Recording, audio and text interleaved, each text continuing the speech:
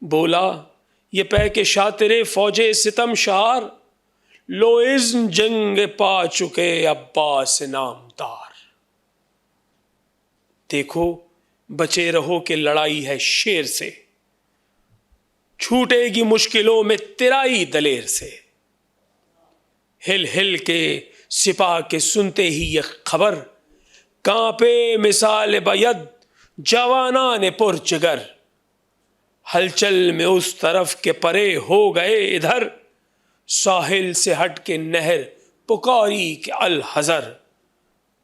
پیچھے ہٹیں صفیں یہ تلاطم عیاں ہوا، دریا جو باڑ پر تھا وہ الٹا رواں ہوا۔